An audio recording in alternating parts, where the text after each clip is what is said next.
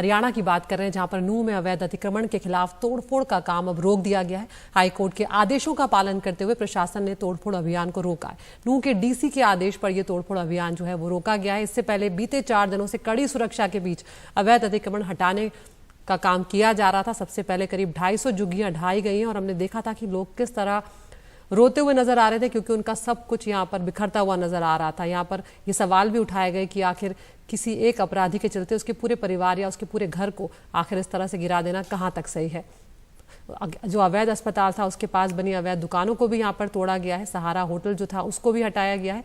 इस बीच ये खबर भी आई है कि 56 FIR जो हैं वो इस मामले में दर्ज हुई हैं और ये आप तस्वीरें देख रहे हैं सहारा होटल जो ढाया गया था उसकी, और 156 लोगों को अब तक गिरफ्तार किया गया है। तो 8 आरोपियों को यहाँ पर राजस्थान से गिरफ्तार किया गया है और वहीं दूसरी ओर प्रशासन भी एक्शन में है। नूंह के कुछ इलाकों में कर्फ्यू जो है उसमें ढील भी दी जा रही। तो सबसे पहले आपको यहाँ पर सुनवाते हैं जो डीसी है नूंह के और SP, उनका क्या कुछ कहना है नूंह की स्थिति को लेकर।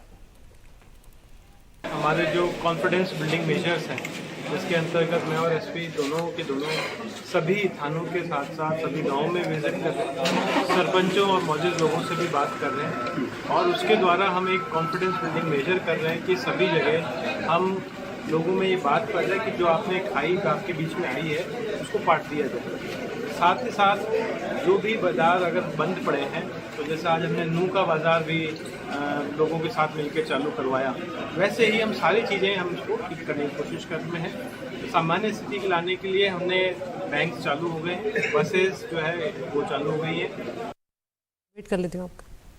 प्रमित लड़के थे वो इस हिंसा में सबसे ज़्यादा आगे थे और जो यहाँ के मौजूद लोगों को इकट्ठा करने का यही हमारा मकसद रहा है कि कम से कम उन लोगों को बुलाया जाए और जो वो लड़के जो सोशल मीडिया के बेसिस पे कुछ ना कुछ गड़बड़ कर रहे हैं उन लड़कों को काबू में लाया जाए। यहाँ से जो हमारी अरेस्ट पेंडिंग है उनको भी हम अरेस्ट करेंगे और एक तो दोनों कम्युनिटीज़ के बीच में थोड़ा एक डायलॉग का गैप आया है, उस डायलॉग को वापस स्टार्ट किया जाए, दोनों के बीच में समन्वय वापस ही स्थापित किया जाए, क्योंकि कुछ लोग तो माहौल ख़राब कर गए, लेकिन ये माहौल तो जल्दी जल्दी ठीक हो उतना सभी के लिए अच्छा है।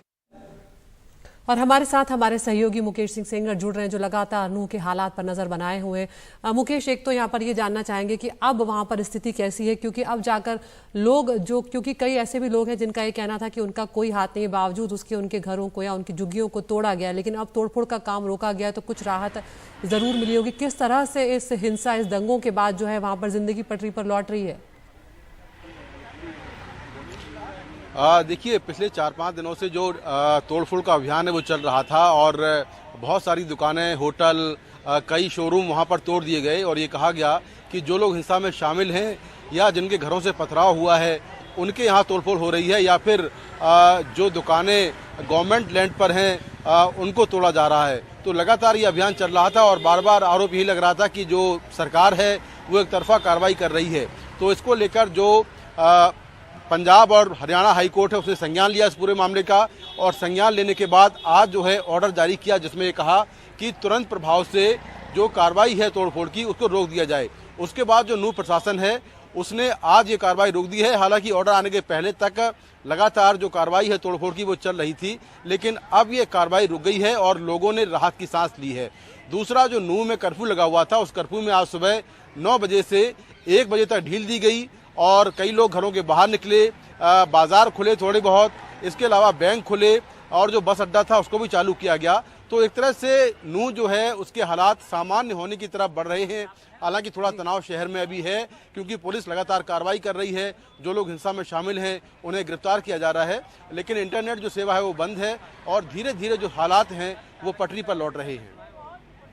बहुत बहुत शुक्रिया मुकेश इस तमाम जानकारी के लिए। लेकिन यहाँ पर सवाल ये भी उठ रहा है कि जब प्रशासन, अब सरकार ये कह रही है कि ये बाहरी साजिश थी, ऐसा कुछ था, तब आखिर इंटेलिजेंस सरकार का क्या कर रहा था, पहले क्यों नहीं पता लग पाया? क्योंकि अगर पहले सही वक्त पर ये जानकारी मिल जाती तो ये दंगे रुक सकते थे, इतनी जानें जो गई उन्हें रोका जा सकता था।